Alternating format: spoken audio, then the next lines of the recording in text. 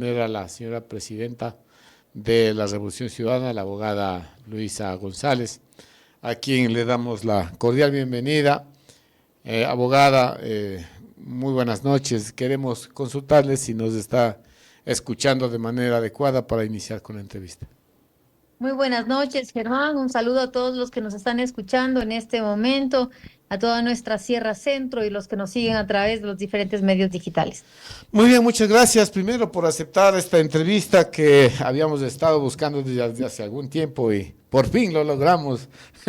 Y ha sido por eso una gran satisfacción porque nos costó mucho poder tener la entrevista. Bueno, primero, insistiendo con el agradecimiento, vamos a abordar algunos temas que son de cajón porque están en el tema, en la picota del comentario y siendo lo más trascendente que es el tema político, el tema candidaturas. Yo le he escuchado en algunas entrevistas que ha manifestado que usted no es ni siquiera precandidata todavía, que la Revolución Ciudadana todavía no ha tomado una decisión, no se ha reunido para hacerlo, pero en el contexto que hoy amaneció el país, en el contexto político, sabemos que Víctor Arauz acaba de lanzar su candidatura, igual Leonidas Issa, Lucio Gutiérrez habla ya de un trabajo político, Pedro Granja también lo hizo hace algunos meses, y la Revolución Ciudadana hasta el momento no ha tomado esta decisión. Abogada, ¿para cuándo la Revolución Ciudadana, que usted preside, usted es la presidenta, va a reunirse para tomar esta decisión? ¿Y quiénes serían los posibles precandidatos? Bueno, Germán, ecuatorianos que me están escuchando, miren, yo siempre digo, de correr solo queda el cansancio. Así que vamos con calma, despacio, vamos analizando también. La Revolución Ciudadana tiene una característica muy diferente a los demás partidos políticos. Nosotros formamos a nuestra gente, formamos a nuestros cuadros y los preparamos para servir a los ecuatorianos. Y por eso yo siempre digo que la Revolución Ciudadana aún no ha elegido quiénes serán las personas que integren en el binomio presidencial, pero sí que tenemos grandes cuadros. Tenemos a Pavel Muñoz, a Paola Pavón, a Marcela Guiñaga, a Aquiles Álvarez, que podría ser también un candidato, entre otros cuadros, ¿no? Viviana Veloz, que es la vicepresidenta de la Asamblea Nacional, y así, hombres y mujeres muy valiosos, así que nosotros pues seguimos en ese análisis, viendo también el trabajo que realizan dentro de la Revolución Ciudadana para que esto sea también una evaluación de cara también a nuestra militancia, a ver cómo se expresa nuestra militancia, porque son ellos los que sostienen el proyecto, las bases de la RC. Y creo que más allá de quién vaya a ser el candidato en la Revolución Ciudadana, nosotros tenemos una visión de país que es la que debe primar, esa visión de patria que se construye junto a los ecuatorianos. Nosotros nos hemos mantenido siempre visitando el territorio junto a nuestra gente. Y eso nos permite también conocer el sentir de los diferentes sectores de la Sierra Centro, de la Sierra Norte, de las provincias del Austro, de la costa, de la Amazonía. Y creo que lo que el día de hoy ha ocurrido en el hospital en Quito, en el Pablo Arturo Suárez, no debe dejar de llamarnos la atención. La violencia que vivimos en las calles es producto de cómo funciona el Estado y la justicia. El día de hoy vemos cómo se envía a uno de los delincuentes más peligrosos, líder de la banda de los Lobos, a un hospital civil para ser atendido sin resguardo adecuado, sin que haya un convoy de la fuerza pública, de los militares, de los policías. Ya ganó Daniel Noboa en la consulta. ¿Dónde están los militares? Y envían a uno de los delincuentes más peligrosos, líder de uno de los grupos delictivos más peligrosos, los Lobos, lo envían a una casa de salud sin el resguardo adecuado. Y aquí cabe, queridos ecuatorianos, la comparación, sin que veamos el personaje, pero la comparación. Cuando Jorge Glass se movilizó al hospital en Guayaquil, fueron camionetas, vehículos, tanquetas, todo el resguardo. Por si acaso, lo enviaron así. ¿Sí? La razón que hayan querido. Cuando se moviliza Luis Arboleda, alias Gordo Lucho, a una casa de salud donde hay civiles, lo envían con funcionarias de la SNAI, con 3 mujeres y sin un resguardo adecuado. ¿Y qué es lo que pasa? Escapó. Y hay la vida de una de las guías penitenciarias. Es el costo. Yo me atrevo a decir que aquí se puede presumir que no lo enviaron a la casa de salud, que estaba planificada la fuga. Y aquí hay que decir las cosas con claridad. El señor Luis Eduardo Saldumbide López, el director de la SNAI, debe responder ante la justicia, porque si no, él podría estar siendo aquí cómplice y encubridor de esta fuga. Que no me vengan a decir que no se imaginaban que esto podía pasar. Que no me vengan a decir que es un caso aislado o fortuito. Enviar a un líder de una banda delictiva a una casa de salud sin los debido convoy de protección y de resguardo para que no se fugue, no es casual. Aquí hay la complicidad de quienes tienen a su cargo la SNAI, la seguridad de los PPLs, el que no se fuguen. Y ahora vemos por qué tanta violencia y tanta delincuencia en las calles. Por casos como estos, donde son cómplices el Estado a través del gobierno nacional, porque la SNAI le corresponde al gobierno nacional y al mando está el presidente Daniel Noboa. Ya nos subió el IVA 3 puntos, supuestamente que por mejorar la seguridad, y vemos que hay sectores donde se ha cuadruplicado la violencia. Y vemos que hubo una consulta popular para que pueda intervenir la fuerza pública en conjunto, Fuerzas Armadas, que hay provincias en las que sin consulta han estado las Fuerzas Armadas participando, y envían a uno de los líderes de los lobos, prácticamente, para que haga lo que quiera. Lo enviaron a una casa de salud sin el debido resguardo de la fuerza pública. Y podríamos aquí concluir que lo enviaron así, en una fuga planificada desde autoridades del Estado ecuatoriano, en donde la máxima autoridad aquí es el presidente Daniel Noboa. Y eso es lo que deberíamos estar discutiendo ahorita. Y la fiscal general, ¿qué dice al respecto la señora fiscal general? ¿Ya salió a dar una rueda de prensa? ¿Ya salió a decir que esto va a investigarlo? ¿Qué acciones tomó contra el juez Byron Orejuela cuando lo dejó libre? ¿Qué acciones tomó la fiscalía? La fiscal general, que es tan rápida para perseguir casos políticos, tiene abandonada la justicia en el país desde la fiscalía, porque todo pasa por la fiscalía previamente, porque nada pasa de investigación previa, porque no llega a formulación de cargos, porque calla en casos como estos.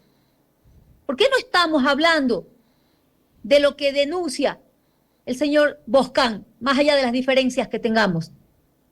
Donde él dice que hay miembros del gobierno, de la fuerza pública, altos mandos policía y militares involucrados con los grupos delictivos. Eso es lo que debería estar investigando la señora fiscal y no tratando simplemente de hacer el juego al gobierno para violar la Constitución y bajarse a una vicepresidenta de la República. Ahora, señora, como es presidenta de la Revolución Ciudadana, abogada, ¿qué se puede hacer, no? Justamente Boscán decía que la policía no está podrida, sino los altos mandos, que esa es una gravísima denuncia, que lamentablemente en el Ecuador es como que nos hemos acostumbrado a estos actos de corrupción de lo que tiene que ver con la política y el narco, porque así como usted denuncia este tema de la fuga de este narcotraficante en complicidad de autoridades, los grandes medios ni siquiera lo publican o hacen publicaciones algo tenues, suaves, sin darle la debida importancia, ¿no?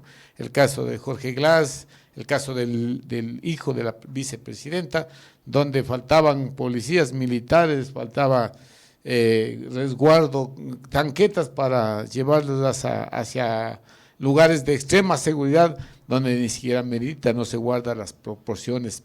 Este configura, abogada, al narcogobierno. El narcogobierno quedó demostrado en el informe León de Troya, donde se investiga en conjunto la policía de Reino Unido, de Estados Unidos, de Ecuador, y se concluye los vínculos de la mafia albanesa con el señor Guillermo Lasso, su círculo cercano, familiar, íntimo, miembros de su gabinete presidencial, parte de ese gabinete, el señor Bernardo Manzano, que extendió los cupos para exportar banano sin un sustento técnico atrás, y que además es gerente de Bananera Novoa. Vínculos, ¿no? Qué raro. ¿Alguien le ha escuchado acaso al señor Daniel Noboa hablar del gobierno saliente, de cómo le dejó el país? Guillermo Lasso, silencio absoluto. ¿De quién habla?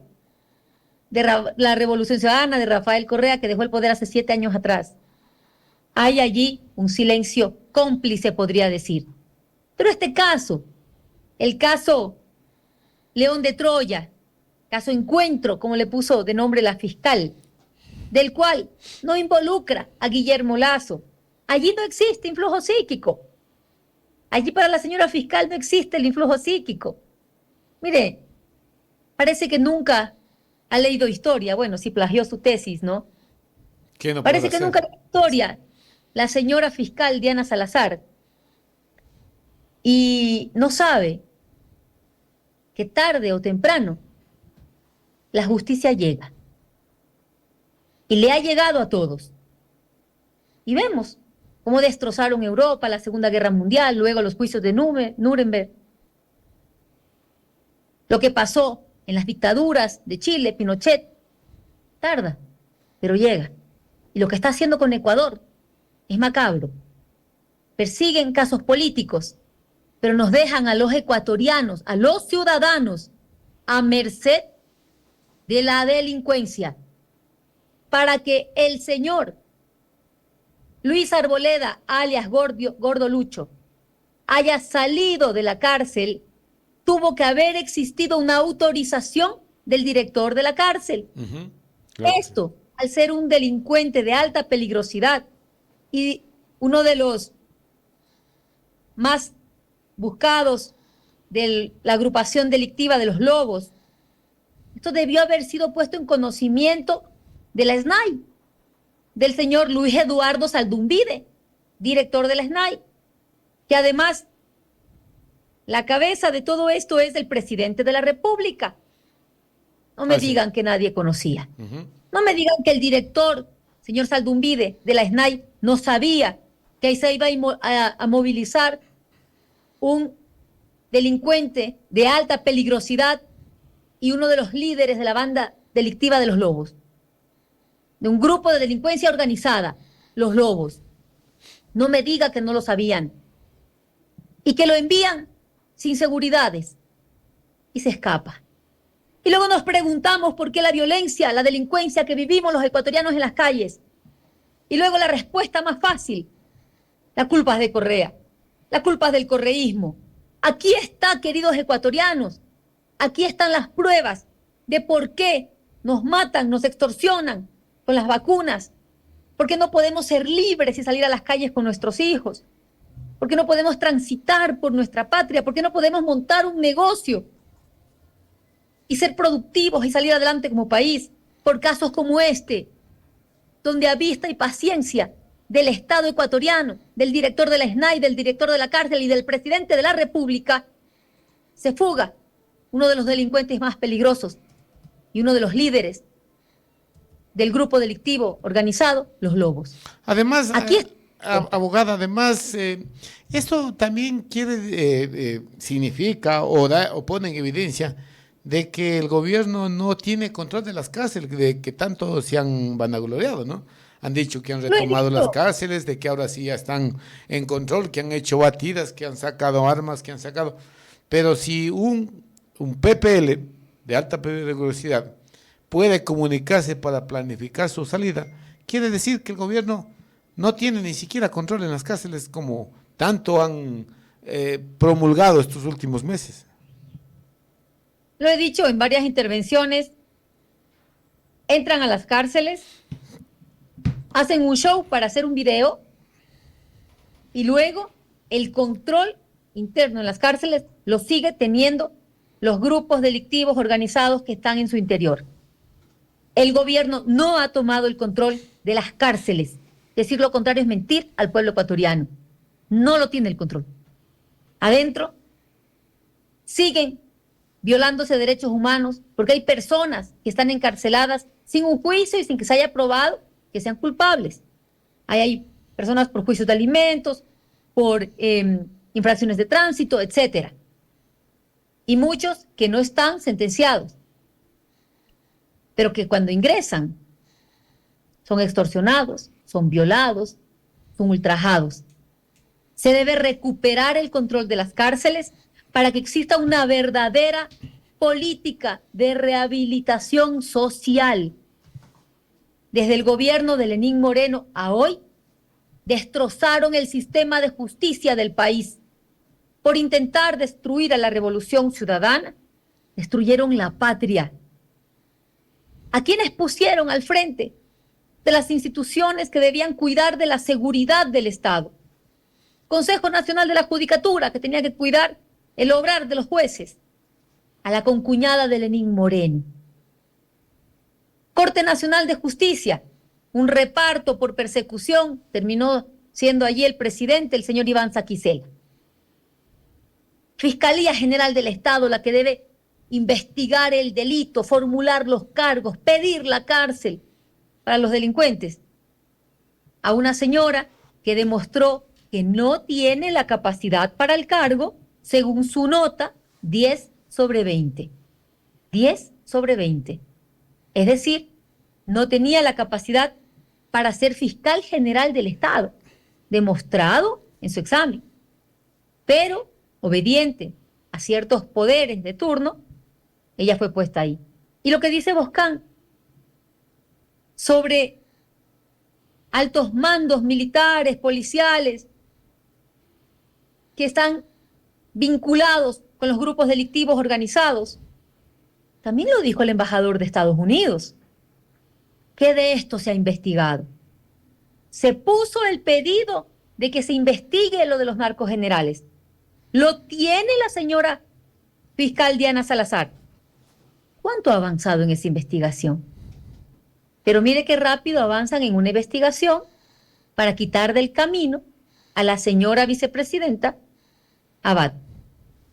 ¿Qué opina usted de eso y de esta tergiversación que se hizo de los grandes medios corporativistas que intentaban hacerle caer en algún tipo de pronunciamiento cuando le insistían si es que ella iba al gobierno, iba a indultar al presidente Correa o al expresidente Correa, cosa que vimos todos que nunca lo dijo, pero todos analizaron, pusieron y quisieron poner esa frase o esa condición o esa intención de la vicepresidenta de favorecer con un indulto al presidente. ¿Y cuál es la postura de la Revolución Ciudadana y del expresidente Correa sobre este tema que han intentado posicionar desde el gobierno y que a claras luces es una campaña de manipulación que se quiere posesionar en el país?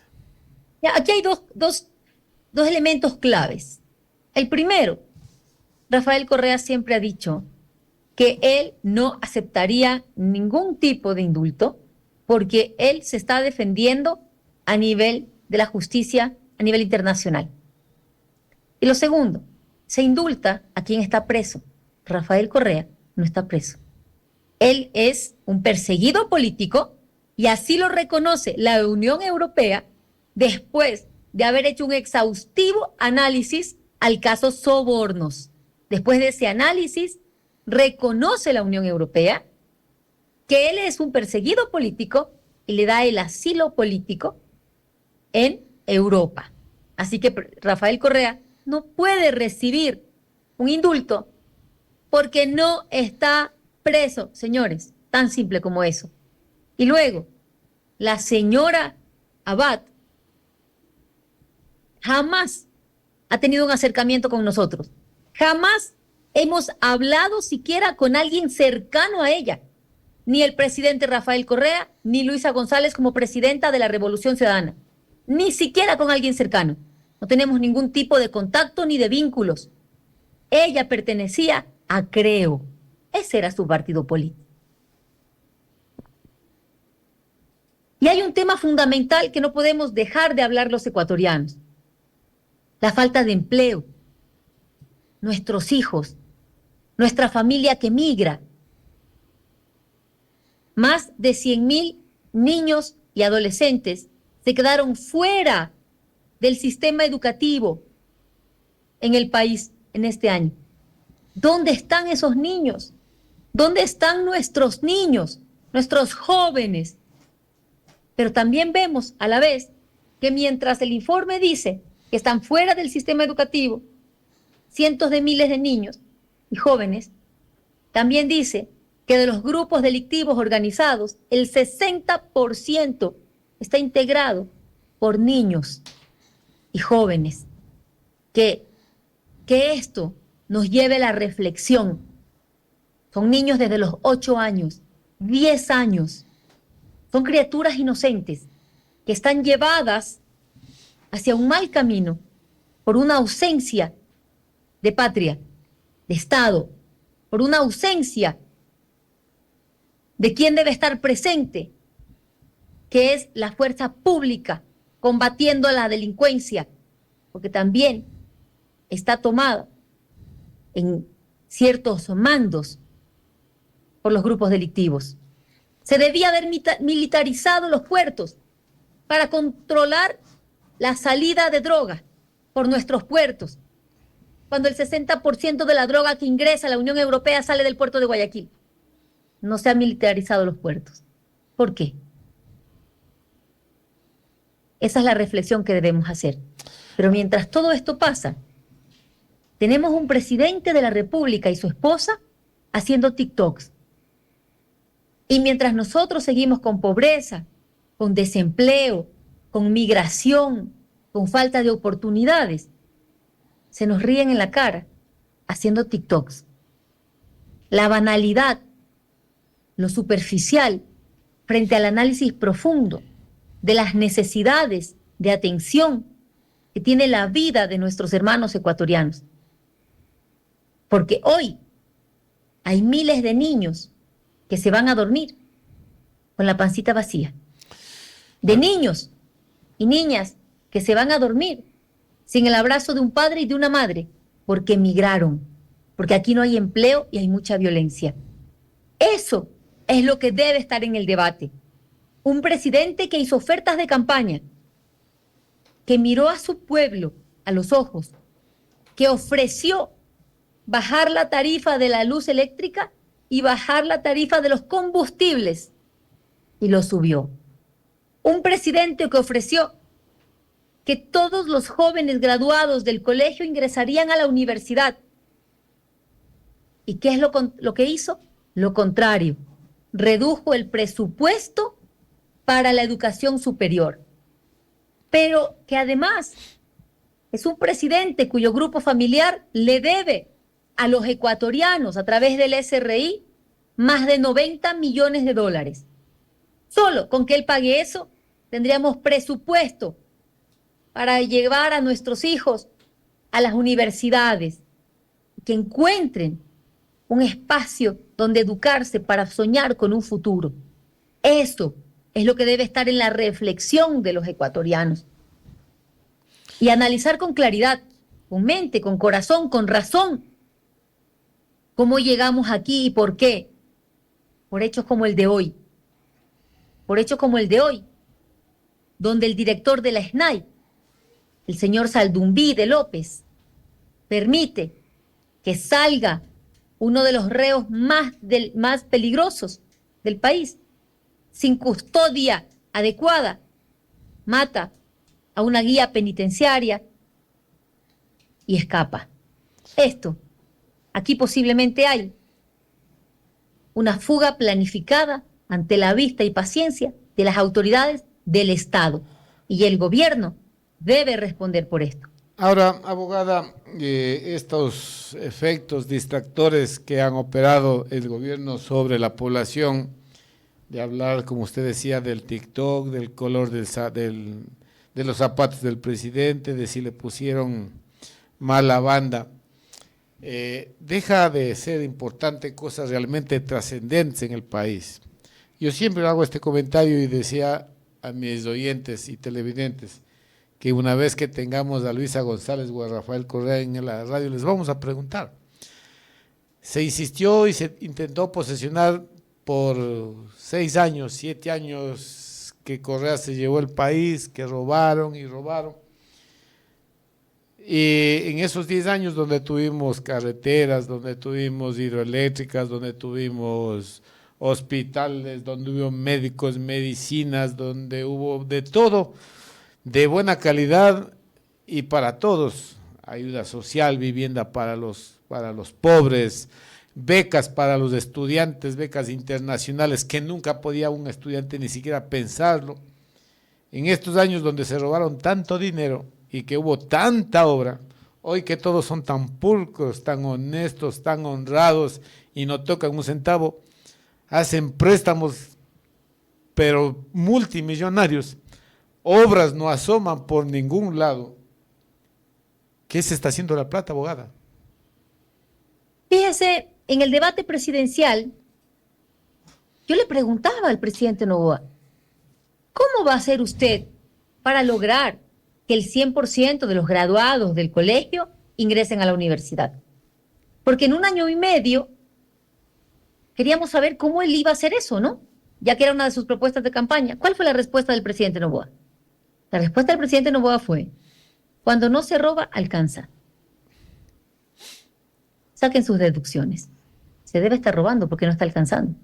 Yo digo, citando las palabras del presidente Noboa, ¿no? Cuando no se roba, alcanza. Entonces díganme qué es lo que pasa porque no está alcanzando.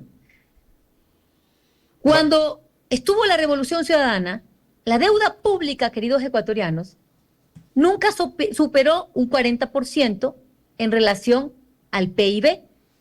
El día de hoy supera el 60% en comparación al PIB. Es decir, casi que han duplicado la deuda pública, pero usted y yo no vemos una sola obra. No hay medicina en los hospitales, no han mejorado la infraestructura de los colegios y escuelas, más bien se ha deteriorado y piden a los padres que paguen.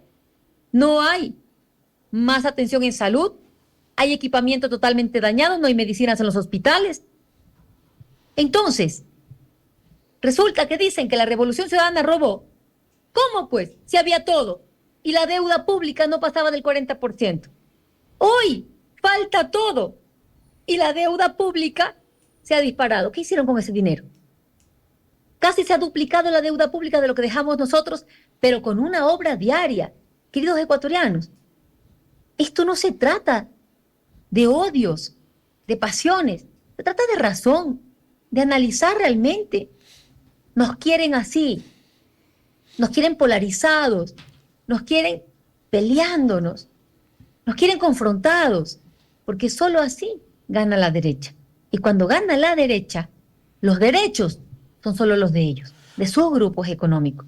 Y nosotros, nuestro derecho a infraestructura de calidad, a carreteras, a puentes, a puertos pesqueros artesanales, a fomento productivo, acceso al crédito a baja tasa de interés, a los créditos agrícolas, al seguro agrícola, al precio justo de los productos agrícolas. Es un derecho que nos niegan. Cuando gana la derecha, los derechos son solo de ellos y de nosotros ninguno. Ahora, la salud, las medicinas, las becas. Abogada, la pregunta que yo realmente quiero hacer es qué está pasando con la plata, ¿no? Porque se han reducido maestros, se han reducido médicos. Repito, no quiero volver a recapitular todo lo que dije, pero absolutamente nada. Aquí en la provincia de Bolívar, bregamos los bolivarenses porque nos den parchando la vía que se hizo en el tiempo del presidente Correa.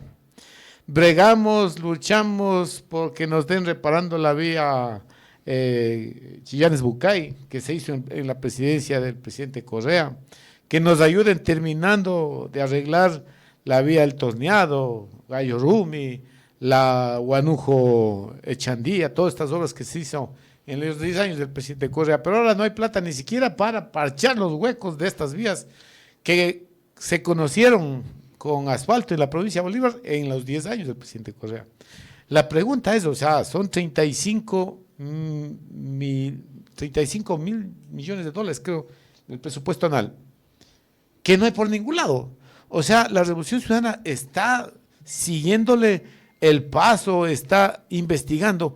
¿Qué está pasando ahora con el dinero? Hay 4.000 millones de dólares que están cumpliendo con algunas recetas del Fondo Monetario Internacional para que les den. Pero, ¿a dónde va ese dinero? Si sabemos que nadie ha sabido o entiende de qué pasa con esa plata, que es lo grave. Fíjese, no se está investigando, ¿no? La fiscal Yana Salazar, la Contraloría General del Estado, no investigan. Se prestan para el juego de ciertos grupos de poder. Y uno sí se pregunta, ¿por qué tan alta deuda pública si no vemos una obra? Si cada día vamos peor, si cada día se contrae la economía y ganan la presidencia de la República con ofertas de campaña que jamás se cumplen. Y nos engañan a los ecuatorianos. Y llevan 2 gobiernos en los que los ecuatorianos han ido a las urnas y han votado frente a mentiras.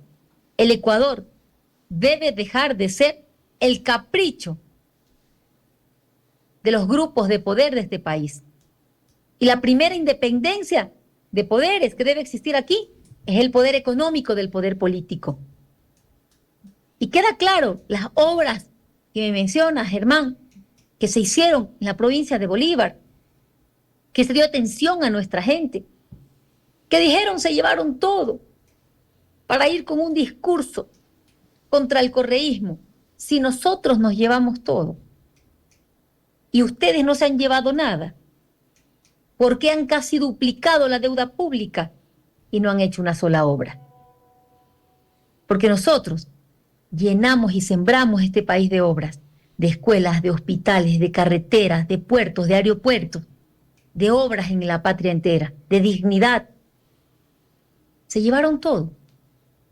Y todas las obras están aquí, hechas con amor de patria, con trabajo y esfuerzo, porque trabajábamos 16 horas diarias. Y hoy, 7 años después, la deuda pública casi se duplica y no hay una sola obra. Para la reflexión lo dejo. Reflexión para ver qué hacemos estas próximas elecciones, cada 4 años, obviamente, con esta salvedad que tuvimos elecciones a mitad de tiempo. Tenemos los ecuatorianos la decisión de cambiar el destino, pero parece que los ecuatorianos no entendemos y creemos siempre a los mentirosos. ¿Qué vamos a hacer con las próximas elecciones, abogada? Si los ecuatorianos persisten en creer al que ya les mintió una vez, les mintió 2 veces, y quienes sí demostraron capacidad e hicieron obras en el país no logran la confianza de ese pequeño porcentaje que le falta a la Revolución Ciudadana para hacer poder. Bueno, yo creo que aquí hay que tomar una conciencia de patria, aquí hay que tomar una conciencia de reflexionar que por quien nosotros votamos hoy es quien tiene las riendas del país y quien nos va a conducir hacia más violencia, más pobreza o a sacarnos adelante. Y jamás, jamás en este país la derecha ha sabido gobernar sino para su grupo económico. Y lo vemos, de las primeras decisiones que tomó el señor Daniel Noboa fue bajar el IVA para la construcción. Una de las más grandes constructoras, su tía Isabel Noboa. enfocarse en el sector minero, y lo dije en el debate presidencial. Pues el señor Noboa tenía conflictos de intereses porque el grupo Noboa tiene inversión en minas. Pero en seguridad, no hay ninguna atención en seguridad. Las muertes violentas siguen aumentando, las extorsiones siguen aumentando. En salud, no hay inversión en salud, no se ha invertido en mejorar la infraestructura hospitalaria, en equipar equipar la fuerza pública, en seguridad. No se ha invertido en el país. Hay 1.733 millones de dólares dentro del presupuesto general del Estado destinado para inversión. Hasta abril se había invertido el 1%, 23 millones. Si hubieran ejecutado correctamente ese presupuesto, que por lo menos ya debería estar en el 40% de ejecución, podríamos estar hablando de que se ha reactivado en algo el empleo, porque esa inversión que está contemplada dentro del presupuesto general del Estado, que ese dinero ya está asignado, esa inversión movilizaría la economía, empuja a la empresa privada, empuja la generación de empleo a través de empresa privada y también pública. La inversión eficiente desde el Estado dinamiza la economía en general. Y eso es lo que se tiene que hacer. Abogada, finalmente, ya para ir dándole un final a la entrevista, agradeciendo nuevamente, pasemos a hablar del tema político y su postura personal, abogada. Ya nos ha dicho y sabemos por que seguimos sus intervenciones de que todavía usted ni siquiera es precandidata. Pero en el caso de que la Revolución Ciudadana, los miembros, las asambleas decidan su candidatura, ¿usted está dispuesta a volver a lanzarse? Bueno, esa es una pregunta que la tengo que analizar todavía con mi familia. Yo soy madre soltera, tengo 2 hijos. El mayor tiene 30 años, mis padres, así que eso tendría que todavía analizarlo en familia. No quiero anticipar ningún comentario. Muy bien. Ahora vamos a la parte de la provincia. Usted es presidenta de la Revolución Ciudadana. ¿Qué está pasando en la provincia de Bolívar? ¿Qué opina del ex asambleísta de la Revolución Ciudadana, hoy de gobierno, Henry Bosques? Ya algo pasó se cayó, parece que la señal. Son las 19 horas con 41 minutos.